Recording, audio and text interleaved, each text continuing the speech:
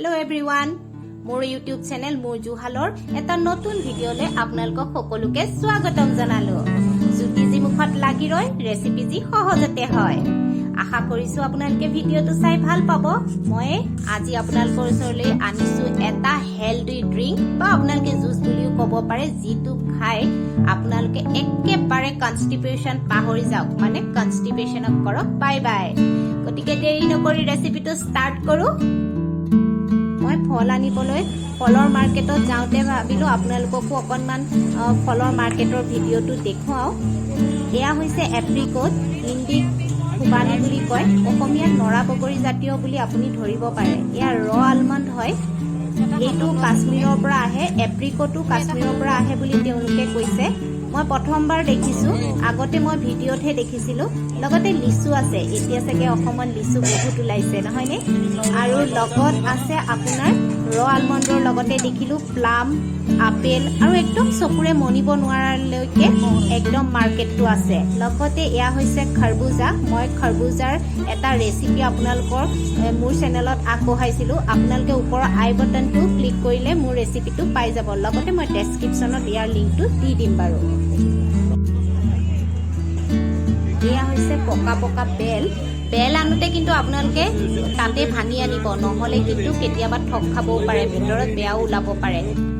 এতিয়া আহো ৰেচিপিলৈ। এয়া হৈছে এটা এপ্ৰিকট আৰু এটা ৰ আলমণ্ড, আপোনালোকক ফটোখনৰ ওচৰৰ পৰা দেখুৱালো। লগতে মই লৈছো এপ্ৰিকট 3টা আৰু 6টা মান, ৰ আলমণ্ড আৰু এটা বেল। এতিয়া বেলটো মই এখন চুৰিৰে ভাঙি লৈছো, লৈ লাহেকে উলিয়াম। বেলটো নহয়, যেতিয়া আপুনি অতৰাব একদম খুব লাহেকে অতৰাবচোন, তেতিয়া ধুনীয়াকৈ খোল খাই যায়, একদম বল এটাৰ নিচিনা। আৰু যে কালাৰটো কি ধুনীয়া হয় বেলৰ, আৰু গোন্ধটোতো আৰু কবই নালাগে। এতিয়া এটা বাউল লৈছো, মই গোটেই বেলখিনি উলিয়াই ল'ম।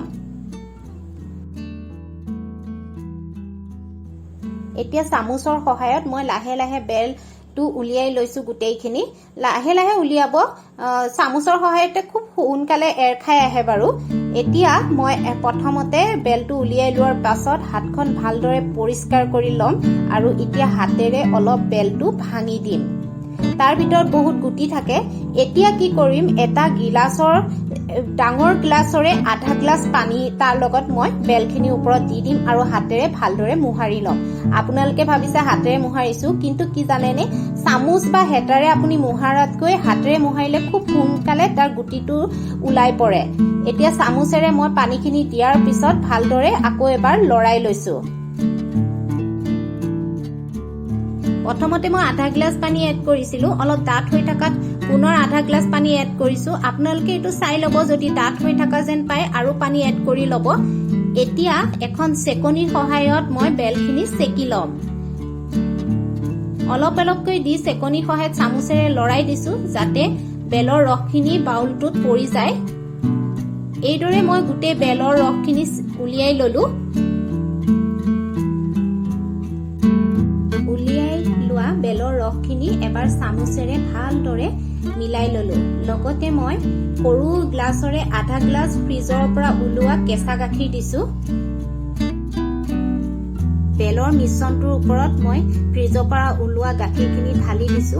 চামুচ এখনেৰে প্ৰথমতে লাহে লাহে মিশ্ৰণখিনি লৰাই ল'ম, তাৰ পিছত অলপ খৰকৈ লৰাই দিছো, যাতে আমাৰ যিটো মিশ্ৰণ ভালদৰে মিক্স হৈ যায়।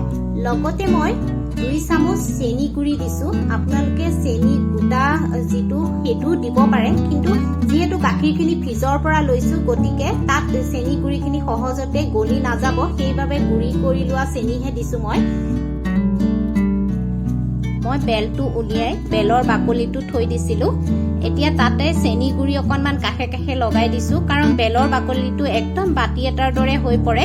এতিয়া মিশ্ৰণখিনি ঢালি দিছো, তাৰ ওপৰত এপ্ৰিকট 2 টুকুৰমান কাটি দিছো, লগতে ৰ আলমণ্ড 2 টুকুৰমান কাটি আপোনালোকৰ বাবে প্ৰেজেন্ট কৰিলো। বেলৰ জুচ শৰীৰৰ কাৰণে খুবেই উপকাৰী, লগতে কনষ্টিপেশন নোহোৱা কৰে। আৰু যদি এইদৰে আপোনালোকে বতৰৰ ফলৰ হেলদি ৰেচিপি চাবলৈ বিচাৰে, তেনেহলে মোৰ চেনেলটো চাই থাকক। শেষত কওঁ, আপোনালোকে যদি মোৰ ভিডিঅ'টো চাই ভাল পাইছে, তেনেহলে লাইক, শ্বেয়াৰ আৰু মোৰ চেনেলটোত যদি প্ৰথমবাৰৰ কাৰণে আহিছে, তেনেহলে ছাবস্ক্ৰাইব কৰিবলৈ নাপাহৰিব। ধন্যবাদ।